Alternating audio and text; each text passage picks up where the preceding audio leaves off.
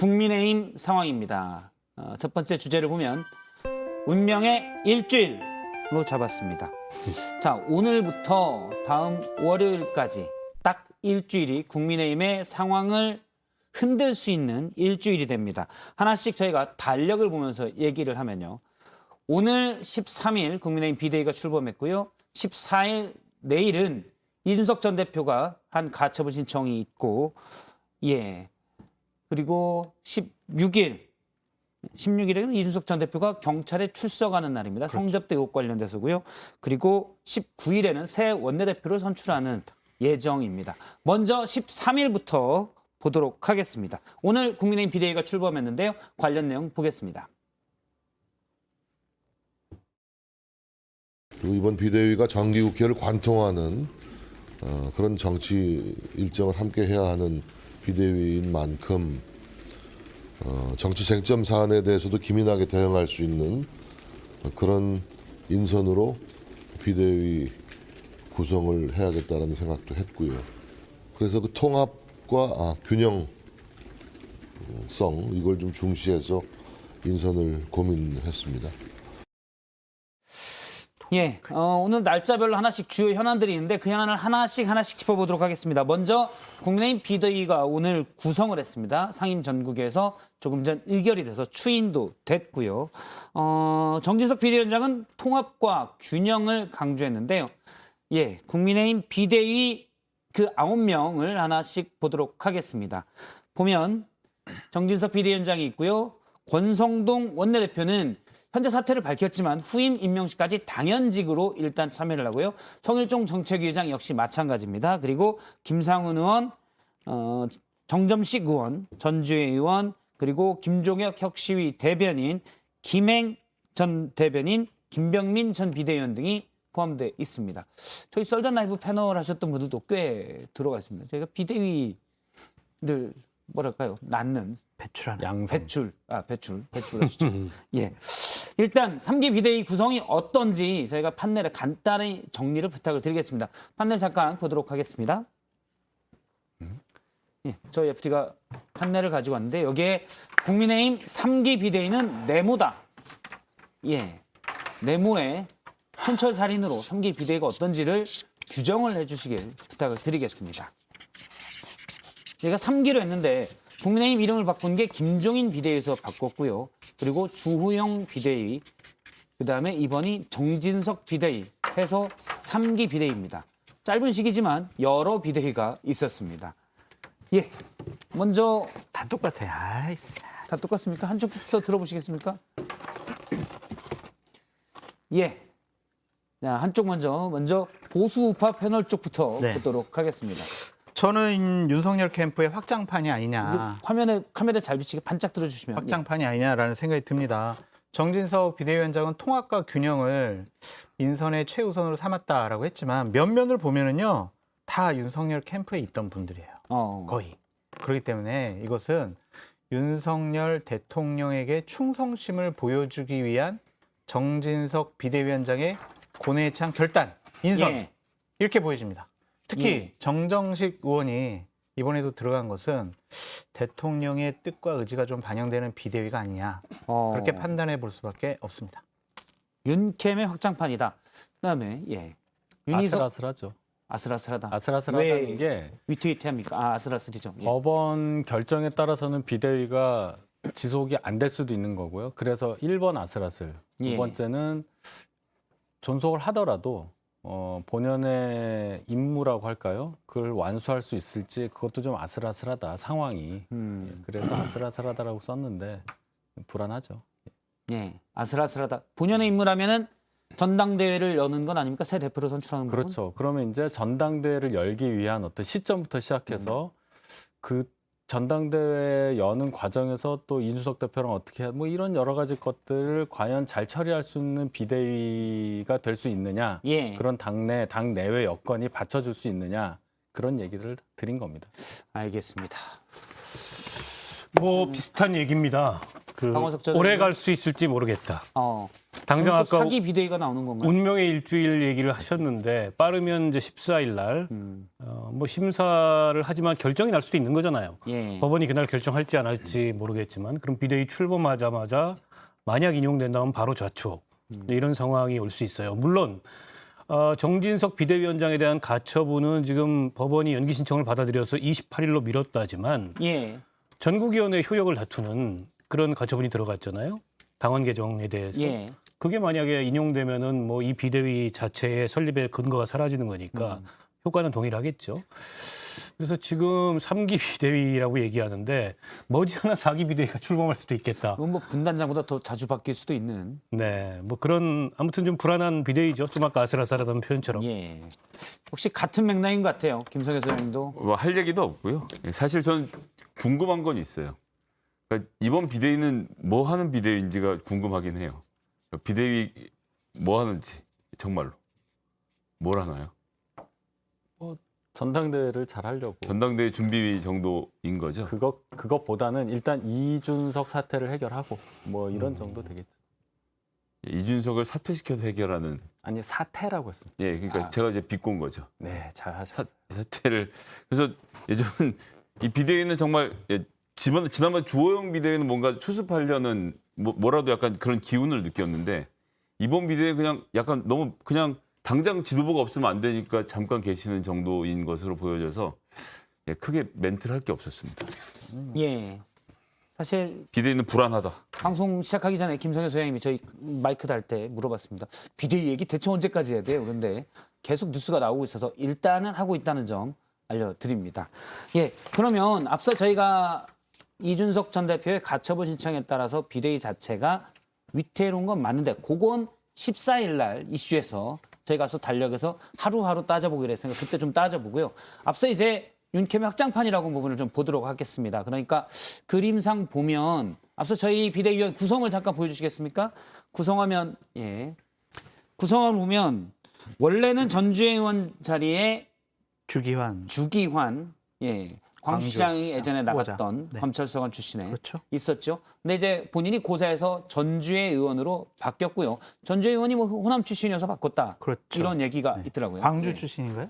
뭐 그렇게 영암? 자료가 광주? 예. 예, 알겠습니다. 네. 다음번에 출마를 그러면 저분은 광주에서 하시게 되겠네요. 국민의힘 후보로. 그건 뭐 저희가 국민의힘 사정이니까 모르겠죠. 아, 네. 출마를 하신대요? 모르겠습니다. 예. 어쨌든 저기에서 정점식 의원은 측근으로 알려져 있고요. 그럼요. 예. 윤케미 확장판이다. 좀 더 설명을 해주시죠. 그 김병민 정정식 의원이 공안부 출신인데 네. 어떻게 특수부에 측근이 됐죠? 글쎄요. 원래 저번에도 황교안 당대표가 처음 되시면서 가장 먼저 그 선발해서 통영의 그 당시 보궐선거에 출마를 시키면서 전 황교안계 그러니까 공안팀에서 어떤 이런 역할이 있는 줄 알았는데 특수부랑 공안은 이렇게 친하진 않지 그 않습니까? 변신의 그래도 노하우는 그 김성현 소장님이 그냥 알아보시면 좋을 것 같습니다. 정정식 의원한테 네. 아니 변신이 아니고 안철수 의원이 그때 최고위원 2명 추천할 때 들어가셨던 분이잖아요. 그러니까 황교안 대표에서 윤석열 대통령으로 변신. 그걸 뭘 복잡하게 추적까지 해요. 크게 보면 검찰이 갔다 뭐 이런 한쪽에 얘기로 보면 끈이 떨어졌으니까 갈아탄 거지. 네. 예. 아니 저는 제 얘기는 이제 갈아태워준 윤석열 대통령의 마음이 궁금하다는 거죠. 원래 본인이야 뭐 그런 의지가 좀 잘 있겠지만. 알고 친하셨다고 하더라고요. 인연이 있었는데 그 제가 예. 기억을 잊어버렸지만. 저도 뭐 예전에 인연이 있다는 네, 걸로는 네. 들은 바가 있습니다. 네. 그런데 그러니까 전주에 지금 예. 비대위원 같은 경우도 지금 선대위 때 또 대변인 역할을 하지 않았습니까? 김병민 대변인은 캠프의 대변인 겸 선대위의 대변인 했었고. 수행을 했었죠. 그렇죠. 그리고 뭐 성일종, 그다음에 권성동. 우리 권성동 의원, 정진석 의원, 또 윤핵관 중에 핵심 분들. 뭐 친구라고도 했었고. 그럼요. 뭐다 그래요. 60년생 동갑이죠. 캠프의 초기부터 참여했던 분들이 있지 않았느냐. 그럼 이 밑에 계시는 네 분 전주의 김종혁, 김행, 김병민 네 분 다 대변인 출신이시네요. 그러네요. 굉장히 언론 대변인을 활동을 강화할 좋아하시나요? 생각인가 보죠. 김종혁 혁신위 대변인은 원래 선거 때는 처음에 최재형 그렇죠. 그 후보를 계시죠. 밀었었고요. 예. 처음에는 최재형 캠프에 들어갔었다가 나중에 나왔죠. 근데 혁신이니까 네. 또 이제 약간 친유는 아닌 건 아닌가요? 그건 제가 잘 몰라서.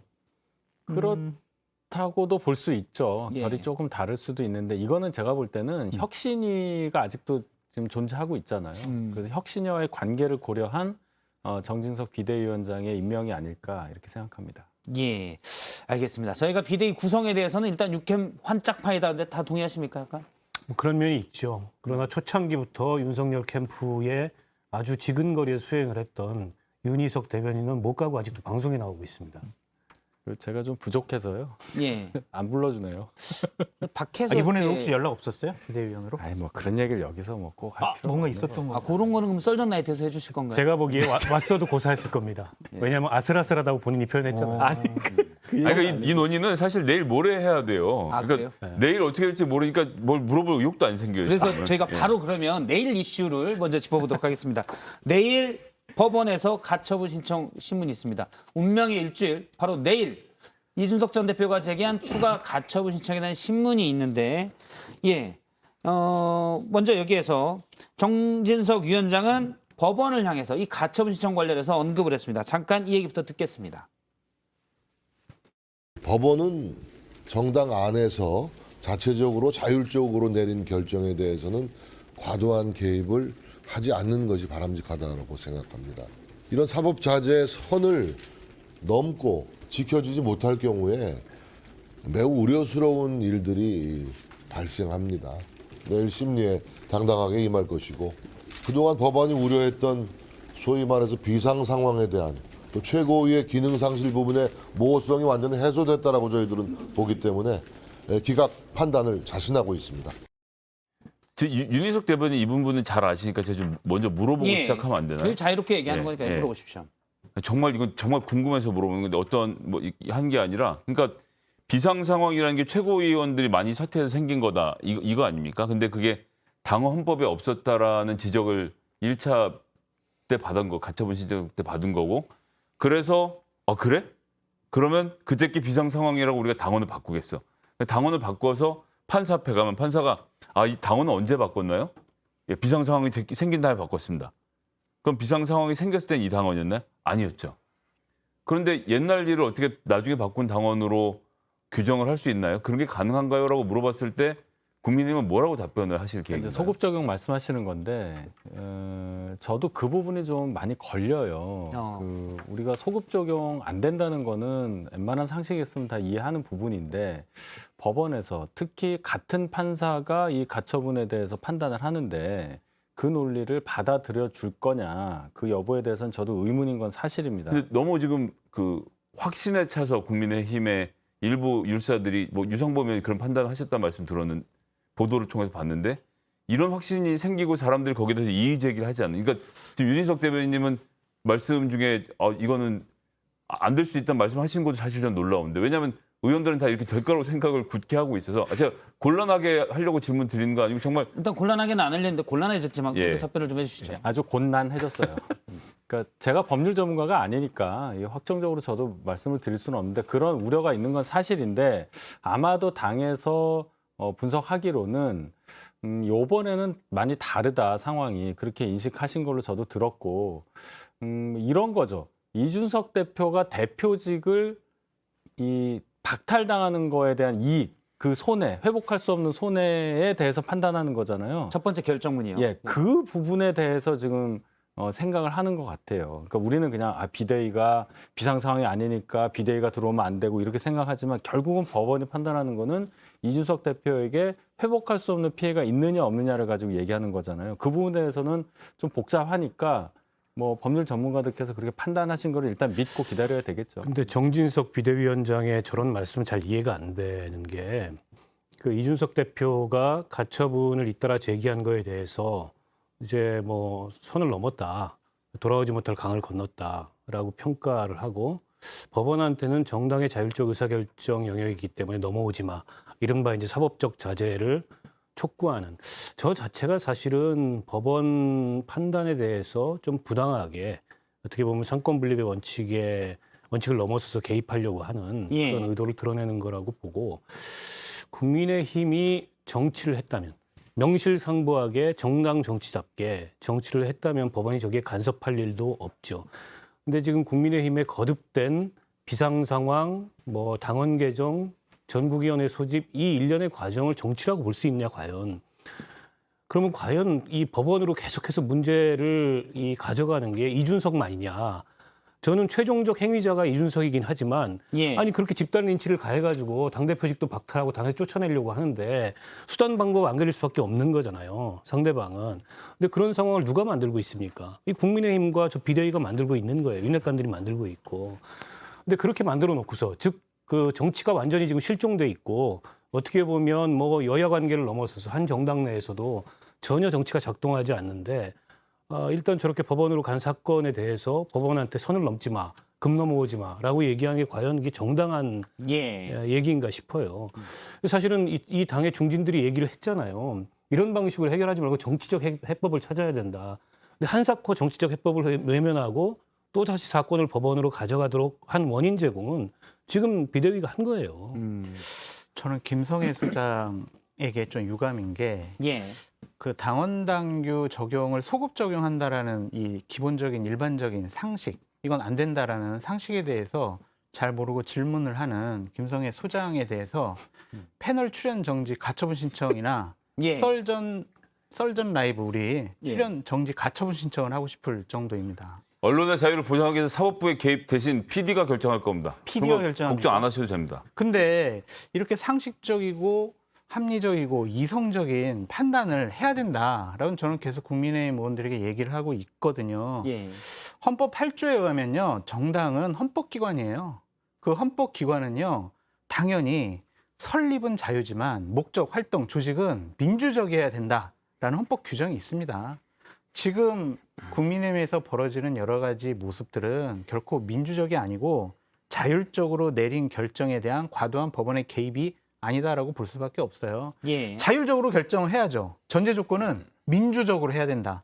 그 큰 원칙을 지금 국민의힘에 있는 윤핵관들, 지도층들이 지금 훼손하고 있다라고 볼 수밖에 없습니다. 그거를 지금 여기 계신 분들은 다 1차 가처분 신청의 법원 결정문이 타당하다라는 입장에서 그럼요. 말씀을 하시는데 그래서 지금 비대위도 위태위태하다라는 게 이제 여기 계신 네 분의 공통된 의견으로 보이는데 지금 정진석 비대위원장 얘기를 들어봐도 기각 판단을 자신하고 있다라고 했어요. 저는 1차 결정문의 취지에 동의하지 않아요. 아, 동의하진 않고. 왜냐하면 절차적 하자 같은 것을 이유로 해서 판단을 해야 하는 사건임에도 불구하고 실체적인 얘기를 했잖아요. 본안 판단에 준하는 예. 판단을 결정문에 넣었단 말이죠. 그 부분에 대해서는 전 동의하지 않아요. 알겠습니다. 절차적 하자라는 건 그런 부분이죠. 예를 들어서 최고위원이 사퇴라고 밝힌 최고위원이 이 의결에 참여했다는 부분, 이런 부분들을 그런데 얘기하시죠. 그 부분에 대해서는 근데 그- 크게 당원의 어떤 권리를 침해하지 않았다고 들어와 있어요. 그 설명이 예. 돼 있단 말이에요, 결정문에. 그리고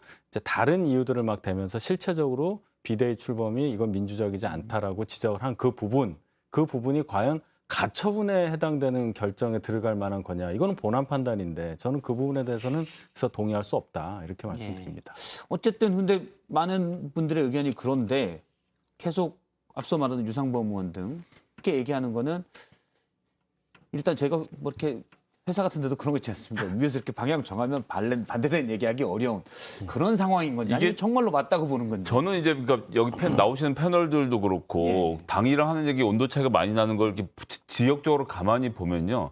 윤핵관이나 윤핵관 호소인이라고 불리는 분들은 대부분 공천, 그러니까 경선 여부가 중요한 분들이신 것 같더라고요.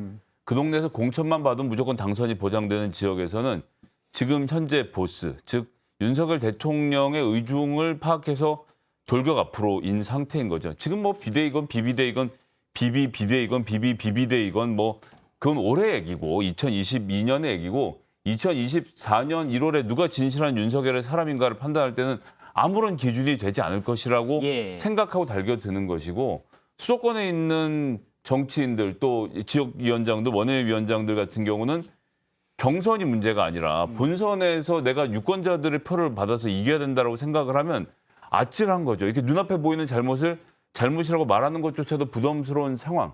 그래서 지금 윤희석 위원장께서도 말씀하실 때 좀 여러 가지로 납득이 안 된다라는 말을 듣고 있는 청취자들 때문에 할 수밖에 없는 이런 상황이라서 그러니까 윤핵관은 대통령 눈치 보고 그리고 진짜 바른 말씀하시는 분들은 유권자 눈치를 보고 있으니 유권자들이 누굴 선택할지는 자명한 거 아니겠습니까? 예.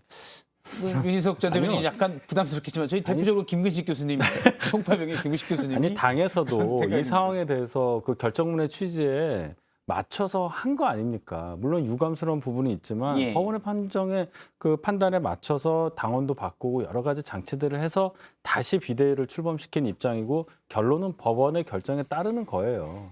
일단 내일 가처분 신청해서 신문, 결론은 내일 나올지 어쩔지 모릅니다. 내일 신문이 예정되는데 여기서 하는 거는 일단 국민의힘이 제기했던 이의 신청 부분, 1차 가처분 신청 결과에 대한 이의 신청 부분도 있고요. 그리고 비상 상황을 새롭게 규정한 최고위원 5명 중 4명이 사퇴했을 때 그게 지난 5일 전국위 상황인데 그 전국위도 효력 정지를 신청하는데 이 부분도 보고요.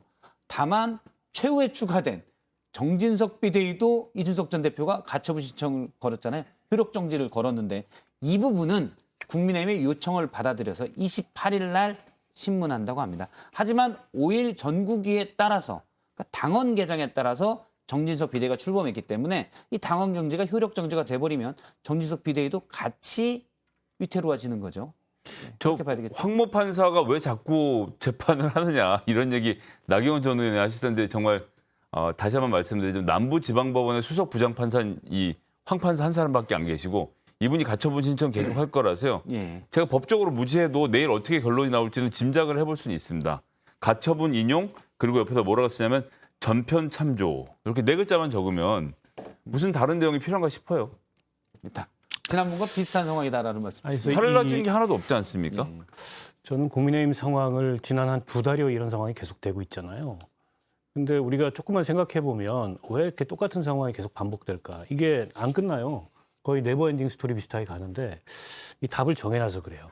어떤 경우든지 이준석은 이 당에서 지워야 된다. 예. 이준석은 사라져야 된다. 이 답을 정해놓은 이상 다른 방법이 없는 거예요. 그래서 이게 법원으로 가면 또 위태로울 수 있는데 이런 목소리가 거의 들리지 않는 거고 지난번에 권성동 그 원내대표 뭐 재신임 등등 관련해서 박수로 통과시킨 거 가지고 이런저런 논란들이 있었는데 비슷한 거죠. 그 답은 정해놨으니까 당신들은 복창만 해. 이 의원들도 이런 주문을 받는 겁니다. 일부 중진들이 거기에 대해서 이의를 제기하니까 초재선들이 벌떼처럼 들고 일어나가지고 예. 오히려 중진들을 진압하는 이런 모습을 보이고. 근데 이게 정치에서 그럴 때가 있어요. 이렇게 답을 정해놓으면 합리적이지 않아요. 누가 봐도 저게 상식적이지 않은 과정으로 가는데도 그냥 계속 그렇게 가는 거예요. 이게 뭐 비단 지금 국민의힘에서만 보이는 일이 아니고 예. 과거에 다른 정당에서도 있었던 일이거든요. 내일 만약에 뭐 이르면 내일 결정이 나오겠죠. 뭐 내일 결정이 안 날 나더라도 수도 있고 좀 뒤에 날 수도 있고요. 저 추가 가처분이 또 한 번 만약 법원에 의해서 인용이 된다. 그러면 그 뒤에 정치적 상황을 누가 책임져야 되냐. 제가 보기에 국민의힘의 가처분 결과를 자신했던 율사들은 직을 다 버려야 되지 않을까. 그런 생각이 듭니다. 예. 일단 변호사로서의 평가는 문제가 생길 수가 있겠습니다. 알겠습니다. 내일 결론이 바로 나올 것 같습니까? 어떻게 보세요, 장 소장님은? 내일 결론이 안 날 가능성이 있죠. 왜냐하면 좀 더 살펴봐야 될 부분들이 있고 또 내일 바로 이렇게 해버리면 와 그냥 이미 결론 내려놓고 예. 그냥 심리한 거 아니야라는 비판 받을 수 있으니 하루 정도라도 예. 최소한 숙성 기간을 거치지 않을까라는 생각이 드는데 저는 하여튼 국민의힘에서 벌어지는 일들에 대해서 정말 창피하고 부끄럽고 참담함을 금할 수가 없습니다. 예. 그래서 참 국민의힘의 당원이자 당협위원장이 되고 싶어하는 우리 윤희석 대변인에 대해서 참 애틋한 마음을 다시 한번 표하고 싶습니다.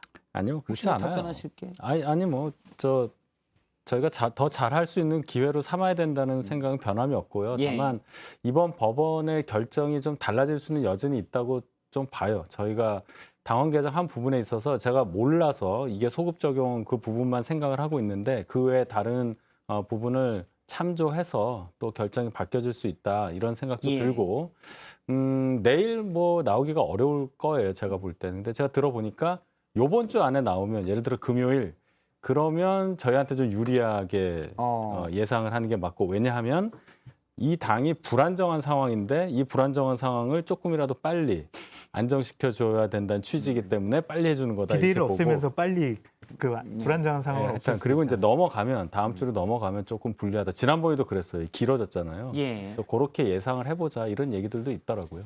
그러니까 이게 소급 적용이라는 걸 혹시 모르시는 분이 계실까 한 번만 더 말씀드리면 제가 군생활 26개월 했거든요. 지금 18개월 하고 있어요. 예. 제가 국가에다가 나만 왜 8개월 더 했냐. 그리고 지금 16개월인데 나는 왜 18개월인데 나는 왜 26개월 했냐? 8개월에 대해서 배상해라. 지금 월급 60만 원이라고 그러던데 나는 8개월치 480만 원 달라고 주장하는 걸 사람들이 다 어이없어 할 거 아닙니까? 아, 귀에 쏙쏙 들어오네요. 예, 근데 저도 국민의힘이 26개월 했는데 쏙쏙 들어옵니다. 예, 그러니까 그렇게 하는 것을 지금 국민의힘이 된다고 지금 말씀하시는 거라서 저의 이 미천한 상식으로는 아니, 근데 지금 군복무 끝났잖아요. 네. 지금 우리의 비상 상황은 계속 진행되고 있으니까 그 부분은 좀 달리 볼 필요가 있죠. 그것도 또 쏙쏙 들어오네요. 잘했어요? 제가 귀가 얇아가지고 이 얘기 저희가 쏙쏙 들어오고 있습니다. 그러니까 그런 거죠. 비상 상황을 전국 선출직 최고위원 5명 중에 4명이 사퇴하면 비상 상황이다라고 해서 당원 개정을 만들어서 이 비상 상황이 돼야 비대위원장을 만들 수 있잖아요. 근데 지난 5일 전국위가 그렇게 했는데 그 전에 5명 중 4명이 사퇴했으니 비상 상황이네 해서 할 수 있다는 그런 논리인 거죠 지금. 아, 지금 휴전 상황이니까 군복무에 대해서는 계속 그러니까 우리가 차라리 전국위에서 한 명이라도 최고위원 뽑은 다음에 그 사람 사퇴시키고 비상 상황이네 했으면 내가 김명태 최고위원 어차피 사퇴를 안 할 거니까 그렇게라도 했어야 되는데 잘 근데 모르겠습니다. 아무리 생각을 해도요, 소급 적용은 말이 안 되는 것 같습니다. 이렇게 되면은 정말 법 체계, 가치 이런 거 다 무너지는 것 같아요. 이런 일을 왜 집권 여당에서 아니, 합니까? 현재 진행형이라고 말씀드렸잖아요. 그 시점 이준석 대표 그 처음에 징계받고 그 시점까지 가면 소급 적용이 맞는데 제가 말씀드린 거는 현재 상황도 비상 상황에 준한다 이 얘기예요. 기준을 바꿔가지고 지금 저는 아무리 봐도 그 전에 비대위원장은 개념치 말고 신경 쓰지 그래서 말고 새 조용히는 비대위가 들어온 빼고. 거잖아요. 예, 그래서 새롭게 지금 비상 상황을 논의하려고 했는데 마침 비상 상황이네 해서 됐다는 말씀이신 거죠. 그렇죠. 제 표현이 좀 그럴 수 있는데 어쨌든 그런 맥락이신 마침. 거죠. 제가 위원장님께 드리는 말씀은 아닌데 이건 지금 윤핵관 호소인들이 비상 상황 호소인이 된 상황이 아닌가. 예.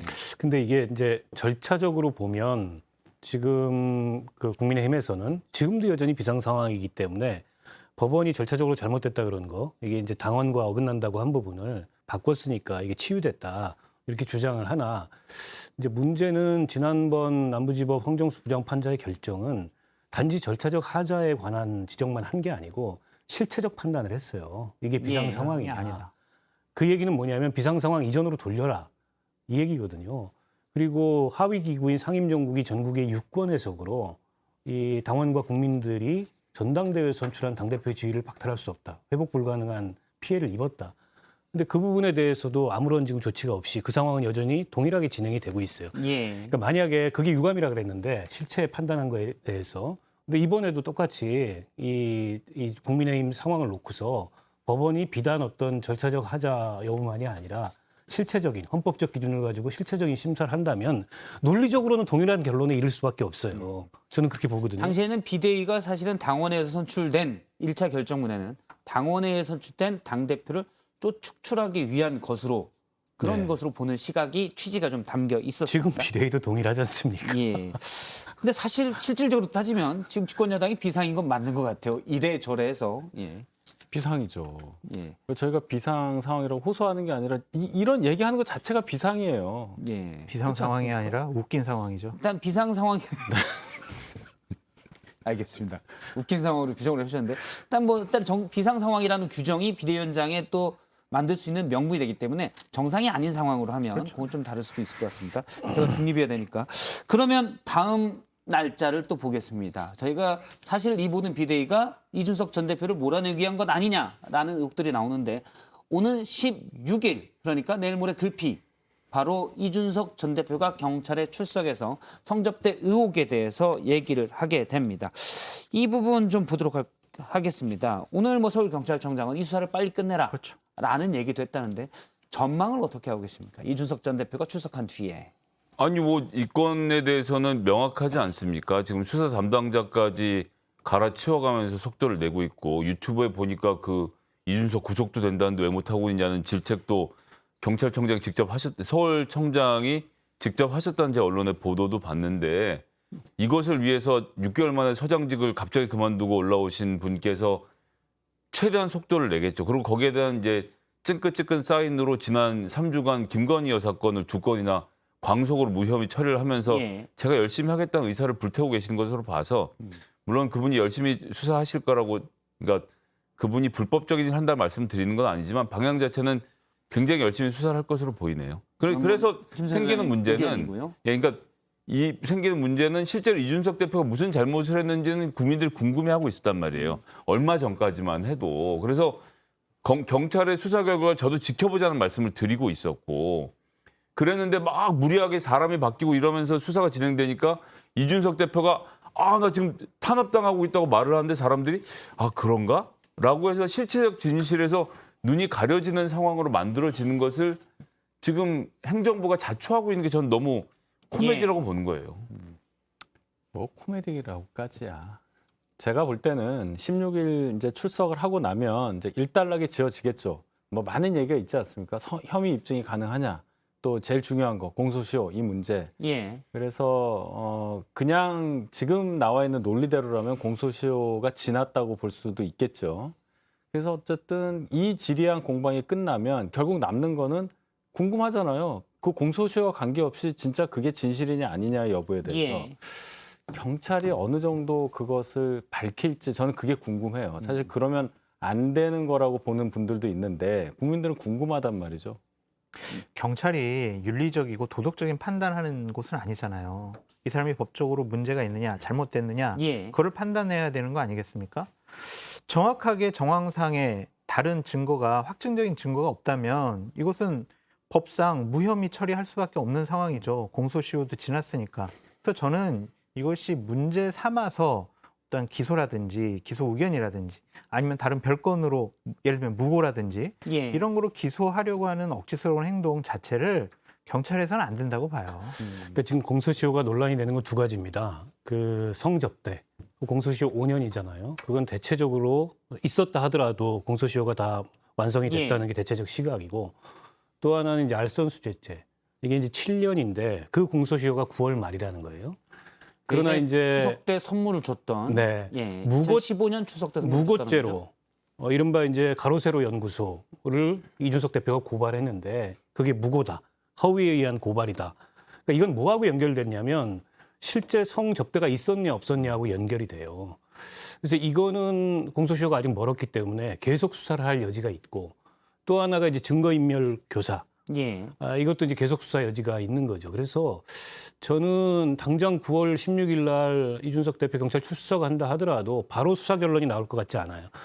조금 장기화될 가능성이 있다. 왜냐하면 경찰이 지금 뚜렷한 뭐 물증이나 이런 거를 아직 확보한 상태가 아니고 김철근 그 정무실장에 대해서 압수수색 영장을 신청했는데 아직 참고인이거든요. 김철근 그 정무실장이 그게 기각이 됐어요. 그럴 필요성이 없다고 법원에서 휴대전화 압수수색에 대해서 영장을 안 내줬고. 예. 그래서 그거는 수사가 조금 장기화될 가능성이 있어서 뭐 국민의힘의 이른바 윤핵관들이 바라는 대로 바로 그냥 일도양단식으로 수사 결론이 나가지고 예. 이준석이 기소되거나 그러지 않을 가능성이 있고 상당히 제가 보기에는 이게 장기화되고 늘어질 가능성도 있다고 봐요. 일단 이번 한 주는 아니지만 오는 28일 날 국민의힘 윤리위가 예정이 돼 있습니다. 김성현 선생님이 가끔 틈나면 윤리의 쓴맛을 봐야 된다라고 얘기했던 그 윤리가 있는데 여기에서 이제 이준석 전 대표가 추가 징계가 될 수도 있는 그날 결정은 되진 않지만 왜냐하면 이전에 윤리위원장이 얘기한 바가 있습니다. 당에 해를 끼치는 언행 이런 부분도 징계가 가능하다라고 했는데 이준석 전 대표가 11일 페이스북에 한 여론조사를 올렸습니다. SBS가 그래요. 넥스트 리서치가 조사 여론조사 결과인데요. 국민의힘 집권여당의 지지율 위기 책임이 누가 있냐라는 거에 대해서 이 여론조사는 윤석열 대통령이 제일 많고 윤핵관 두 번째, 이준석 전 대표가 세 번째, 뭐 김건희 여사가 네 번째인데요. 이 여론조사를 올리고 위에 저희 보면 좌측 상단에 투 윤리위에게라고 돼 있습니다. 누가 책임내지 봐라. 뭐 이런 뜻인데요. 이 부분은 어떻게 보시나요? 그러니까 이것도 한 말씀만 드리면 예. 제가 정말 납득하기 어려운 부분이 이 부분인데 그러니까 전략적으로 생각해 봤을 때 이준석 대표에 대한 윤리위의 징계만이 유일하게 독립적으로 움직일 수 있는 부분이었고 이번 당대표를 잘라내는데 정당성을 부여할 수 있는 방법이었는데 의총이 왜 결의를 해서 물론 의총할 권한이 있죠. 권한이 있지만 이 사람이 당대표잖아요. 그리고 법원은 지금 당원들이 뽑은 당대표를 몇몇 조직이 흔들어서 안 된다는 입장을 분명히 밝혔는데 의총이 윤리위가 이걸 좀 징계해야 되는 거 아니냐고 공을 던지는 것까지는 굉장히 이상한 일이지만 또 그 안에서 제가 열심히 하고 있습니다 이런 거 보여주고 싶은 의원들이 돌아다녀서 그런 얘기 나왔다고까지는 하겠는데 전 윤리가 이걸 왜 받았는지를 모르겠어요. 그러니까 고발이 들어오면 우리가 판단할 문제지 의총에서 우리한테 이래라 저래라 하지 말아라고 그걸 쳐내놨어야 독립적인 그렇죠. 기관으로서. 그러면 독립적인 기관으로 표시가 돼서 이준석 대표가 이 문제를 다시 법원으로 가져가도록 윤리가 우린 독자적으로 판단했다는 얘기를 할 텐데 어서 없이 하고 그걸 받았잖아요. 아유 그럼 저희가 한번 징계를 논의해보겠습니다라고 말하는 것. 그러니까 제 눈에는 밖에서 보기에는 그 스파이크를 때린 의총도 윤석열 대통령님 제가 한번 멋지게 때렸습니다 하는 거고 그것을 잘 받은 윤리도 대통령님 제가 잘 받고 있습니다라고 보여주는 그림을 만들어서 이 정당이 독립적으로 뭔가를 하고 있는 게 아니라 모두가 대통령을 쳐다보면서 하고 있는 그림을 만들어 버려서 윤리가 징계하는 것이 법원에 또 가져가면 이준석 대표가 예. 어떤 판단을 받을지 모르는 상태가 된 것 아닌가. 아니에요. 그 보여주죠. 윤리위의 그 입장 표문을 잘 보면 처음에 저도 약간 갸웃했던 게 뭐냐면 처음에 보면은 의총의 결정을 존중한다라고 돼 있고 두 번째 보면은 이러저러한 얘기들이 나오는 거 바람직하지 않다라고 해요. 예. 그러니까 지금 말씀하신 것처럼 스파이크 때려갖고 리시브하고 그런 관계에 있는 윤리는 아니다. 그건 아니고 윤리에서는 의총에서 얘기한 거 잘 알아들었다 이렇게 얘기한 거고 자기 나름대로 판단하겠다는 거예요. 예. 잘 읽어보세요. 진짜 네. 그래요. 제가 보기엔 짜고 치는 것 같은데. 누구랑 하여튼, 누가 짜요? 네? 누구랑 누가? 윤핵관과 윤리위 짜고 치는 것 아, 같다라고 윤씨들끼리. 좀 보여진다라는 일각의 의견을 윤석열 윤희석까지. 대변인이 오늘 또 1대 3에 예. 그 패널 바꿔드릴까요? 부수법 패널 다른 분으로? 아니요, 괜찮아요. 김우식 아까- 교수님도 계십니다. 별 도움이 안 돼요. 그분한테, 예. 아까 여론조사를 보면은요, 이게 약간 수치를 분류하는 데 있어서 착오가 있는 것 같아요. 예를 들면은 국민 대상으로 지지율 위기의 책임이 누구냐라고 했을 때 윤석열 대통령 25, 그다음에 예. 이준석 대표 16 뭐 이렇게 나왔잖아요. 근데 윤석열 대통령, 윤핵관, 김건희 여사, 대통령실 다 한 몸으로 봐야죠, 이거는. 안 그래요? 예. 그거랑 이제 이준석 대표 따로 보면은 지금 윤석열 대통령을 둘러싼 윤핵관들의 책임이 65%가 넘어요. 그리고 이준석 대표 그러네요. 책임은 16%로 나오는 거고 국민의힘 지지층에 봐도 마찬가지예요. 저희가 이준석- 국민의힘 지지층에 앞서 지지율 위기의 책임은 어디에 있냐라는 네. 거. 국민의힘 지지층만 놓고 본 거를 따로 준비했습니다. 지금 그래프에 나오고 있습니다. 네, 이준석 대표 38.7이지만 나머지 4개를 합치면 44%가 넘어요. 그러니까 국민의힘의 지지층에서도 윤핵관들의 책임이 이준석 대표보다 더 크다라고 인식을 하고 있는 거예요. 저 여론조사를 보면 나머지 그러니까 이준석 전 대표를 제외한 나머지 22, 내 11, 부문이 7, 3. 사실은 같은 편 아니냐. 같은 편이죠, 이게. 그렇죠. 네. 그러니까 예를 들어서 윤석열 대통령의 책임은 아니고 김건희 여사의 책임이다. 이렇게 얘기하는 것도 그렇죠. 맞지 않기 그래서 때문에 사실은 어쨌든 분류가 잘못됐다는 흐름으로 말씀이시네요. 보면은 일반 국민이나 국민의힘 지지층이나 윤핵관들의 잘못이 이번 사태의 주요한 원인이다라고 판단하고 있는 것은 이 수치로도 보여진다. 아니죠. 이건 그 질문이 아니잖아요. 이거는 윤 대통령 지지율이 왜 떨어졌냐는 얘기를 하는 거고 이준석 사태의 책임이 예. 누구에게 있느냐는 질문은 아니에요. 아이고 여권의 지지율 위기가 지금 이준석 아니 사태 전혀 지금 다른 뭐예요? 얘기죠. 아니 전혀 다르죠. 그거 그렇게 하나만 들으니까 있는 게 또 아니니까. 그러네요. 아니 여권 지지율이 지금 아니 이준석 사태랑 예를 들어 내각 대통령실이 무슨 관계가 있어요? 그렇게 이제 인식하고 있다는 아니 게 그 수치로 얘기가 나타나는 그러니까 질문이 전혀 다른 거예요. 이거는. 지지율 위기의 책임이 어디 있냐라고 물었기 때문에 그거는 뭐 윤석열 대통령이 그렇게 따지면 윤 대통령과 김건희 여사가 다른 책임을 가져올 수도 있다는 말씀이시죠. 예. 그러니까 지금 장 소장님 얘기는 그거잖아요. 이준석 사태의 책임이 이준석 전반적으로 가장 큰 책임이 아니 있으니까. 그렇게 퉁치면 안 돼요. 이거 퉁치고 전혀 넘어가면 다른 안 돼. 얘기잖아요. 네. 전혀 다른 얘기예요. 질문이 다르고 그 말이 맞잖아요. 전혀 다른 얘기는 아니고 어느 정도 다른 얘기다.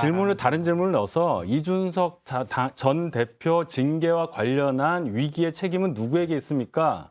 물어봤을 때 이렇게 나왔냐? 그러면 답이 내각 대통령실이 나올 수가 없잖아요. 근데 어쨌든 여권의 지지율 위기 상황은 지금 이준석 대표에 관련된 문제가 가장 크기 때문에 그렇게 예. 많은 국민들과 지지층이 인식을 하고 지금 있다. 여기서 빵 터진 포인트는 공격을 하고 있는 우리 장성철 소장의 공격을 윤희석 대표이 방어하다가 손을 쓱 앞으로 내면서 박원석 의원한테 도움을 요청했는데 박원석 의원이 글씨를 쓰면서 외면하는 장면이 아니, 즐겁습니다. 즐거워요. 예. 아니 이게 맞죠 이게. 지금 뭐 윤석 전 대변인의 아니 말씀에 굉장히 건강한 동의하는 논쟁인 것 건강한 같아요. 논쟁이죠. 예. 예. 저는 좋아합니다 이런 논쟁을. 윤석 전 대변인이 계속 데시벨이 좀 낮았다가 그러니까 그렇게 그렇게 약 60데시벨로 편협하게 보면 안 된다 이 말이에요 아니, 지금. 무슨 말씀인지는 아는데 이 위기를 여론- 아직 인식 못하고 있는 거 아닙니까 지금? 아니, 인식하고 윤석 있으니까 제가 대변인도. 이러죠. 인식하고 있는데 질문과 답변에 대한 이 도표를 가지고 하는 해석은 그렇게 뭉뚱그려서 뭐 어쨌든이라든지 뭐 이런 단어로 써서 할 계제가 아니다. 이 말씀을 드립니다.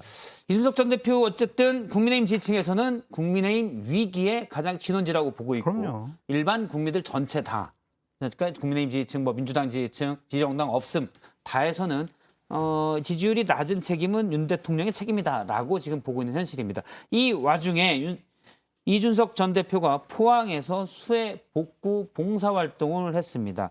해병대 분들과 같이 저렇게 수해를 입은 포항 지역에서 동참을 했는데요. 예, 직접 리어카를 끌기도 했고요. 예, 짐을 나르는 모습들이 지역 언론에 잡혔습니다. 김병욱 의원이 정말 우연히 만났다라고 하면서 본인 페이스북에 올렸는데요. 포항이 꽤 크지 않습니까? 지금 큰 걸로 알고 있는데. 아니, 우연히를 너무 강조하다 보니까 우연이 아닌 것 같아요. 그죠? 페이스북을 보니까 우연히를 2번이나 썼더라고. 예. 어쨌든 이준석 대표가 그 추석 명절 연휴에 앞서서 일종의 메시지를 저 수해 복구를 통해서 드러낸 거고 서울을 올라오지 않을까 싶어요. 예. 연휴가 끝났고 이제 가처분 내일 출석한다는 거 아닙니까? 서울 올라와서 가처분 출석만 하는 게 아니고 또 메시지 내고 정치적 대응을 하겠죠. 내일 와서 얘기하고 16일 또 경찰도 가고. 네, 그래서 아마 뭐 겸사겸사 이제 저런 그 현장에 일종의 민생의 현장에 복구 활동을 나간 것 같고 나가서 뭐 열심히 일했더라고요 보니까 비 좀 왔으면 좋겠다 이런 얘기 안 하고. 예. 근데 저는 이거 보고요. 김건희 여사 좀 안타까웠어요. 그러니까 갑자기 왜 이준석 전 대표 사진을 보고? 그러니까 김건희 여사가 조용하게 지금 포항이 피해가 많이 있으니까 정말 자원봉사자들과 함께 좀 빨래도 빨고 급식봉사도 하고 이런 사실들이 다른 사람의 SNS를 통해서 알려지게 되면은 김건희 여사에 대한 비호감도가 낮아지고 호감도가 높아질 수 있는 계기라고 생각이 들거든요. 그러니까 이렇게 어렵고 힘든 부분에 찾아가서 봉사활동하는 게 대통령 부인으로서 상당히 중요한 역할이라고 보여졌는데 이런 부분이 안 나타나서 좀 안타까웠습니다. 뭐 어떤 기획일 수는 있지만 어쨌든 필요한 일인데 그럼요. 대통령실이 보좌진이 일을 못한다라고 보시는 거예요. 어렵고 힘든 곳에 가셔야죠. 예. 옳은 시인 지적이에요. 예, 그랬으면 뭐 훨씬 좋았겠죠. 이준석 대표도 이런 부분은 저는 높게 평가합니다. 다만 우연히 그거는 좀 내부의 적이 아닌가 싶어요. 전화해서 물어볼까요? 김병욱 의원한테. 전화해 보세요. 예, 예. 왜 그걸 굳이 썼는지. 알겠습니다. 그러면 마지막 19일 것 저희가 짧게 좀 한번 보도록 하겠습니다. 19일 다음 주 월요일이죠. 19일에는 국민의힘이 새 원내대표를 선출할 걸로 알려졌습니다. 누가 됩니까? 혹시 나오는 얘기가 있습니까? 뭐 주영 전 비대위원장이 원내대표를 할 거다라는 얘기도 있고요. 추대식으로. 그러니까 그런 의견도 있고요. 또 뭐 3선, 4선, 5선 많은 분들이 생각보다 많은 분들이 그 출마 의지를 갖고 계시더라고요. 그래서 뭐 원내대표 선거 잘 아시지 않습니까? 예. 반장 선거 형식으로 115명이 모여서 뽑는 거니까 예측하기가 참 어렵죠. 예. 근데 한 가지 말씀드리면은 저는 제가 만약에 원내대표 후보군에 참모라면 이번 원내대표는 출마를 하거나 지명을 받거나 그냥 박수로 선출이 되더라도 하지 마세요 그러겠어요. 왜냐하면 이번 원내대표의 가장 중요한 임무 중에 하나가 민주당이 제기하는 김건희 여사 특검법을 받냐 안 받느냐 예. 이게 가장 중요한 정치적인 화두가 될 수가 있어요. 이거는 받아도 문제고 안 받아도 문제고 상당히 어려운 납덩이 같은 되게 무거운 묵직한 짐이 어깨 위에 있는 거거든요. 이런 정치적인 부담감을 갖는 그런 원내대표 이번에 하지 마시라. 오늘 아침에 한 인터뷰에서는 장성철 소장님이 윤재욱 의원이 다크호스로 뜨고 있다. 네. 이런 얘기를 하셨던데 네. 어떤 뭐 정황이 있습니까? 아니면 그냥 쭉 보니까 그럴 것 같습니까? 아니면 뭐, 그냥 차평윤 씨라서 죄송합니다. 친윤이 다 생각해보면 윤한홍 의원도 있었죠.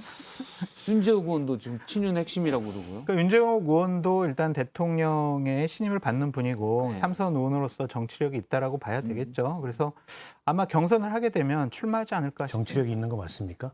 아침 얘기하고 좀 달라진 것 같은데 오후 얘기가. 본인이 하고 싶은 말 하십시오. 근데 저는 이게 또 돌고 돌아 어너더 친윤.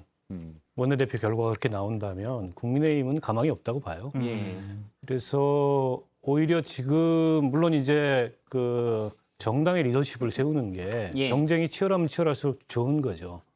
그 경쟁이 경쟁력을 만드는 거니까. 근데 지금 같은 상황에서는 국민의힘의 리더십이 어떻게 보면 아주 바닥을 치고 있어요. 이런 상황에서는 더군다나 지금 여소야대 상황에서 정기국회 헤쳐나가야 될 산이 높거든요. 경험이 있는 사람을 추대하는 것도 한 방법이다. 그렇게 되면 뭐 주호영 의원이나 김기현 의원이나 왜냐하면 이게 온전한 임기가 아니잖아요. 예. 권성동 원내대표의 자녀 임기이기 때문에 사실상 이번 정기국회 원포인트 원내대표일 가능성이 크고 당이 비대위 상황이기 때문에 실질적으로 정기국회 상황을 진두지휘해야 될 사람은 원내대표예요.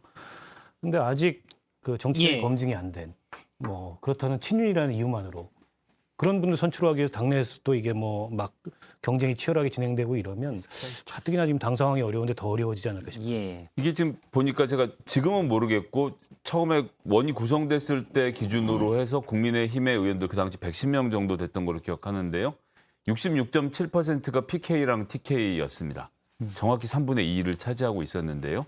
이 의원들은 당이 개혁되거나 정부가 좋아지는 것이 우선이 아니라 오히려 당의 개혁 바람이 불면 그 개혁의 유탄은 어디가 맞냐면 당선되기 좋은 PK, TK 지역에 예. 개혁적인 인사를 공천하는 것으로 개혁이 이루어지기 때문에 내 자리를 지키기 위해선 지금 이대로가 훨씬 선호하는 상황이라서 TK, PK 의원들이 윤석열 대통령이 흡족해하는 원내대표를 뽑아서 개혁을 크게 하지 않은 상태에서 이대로 그냥 유지되길 바랄 공산이 커서 그런 점에서 원내대표 선거를 통해서 뭔가를 바꾸는 것은 그러니까 개혁적인 바람을 일게 하는 것은 굉장히 예. 어렵지 않겠나 싶습니다.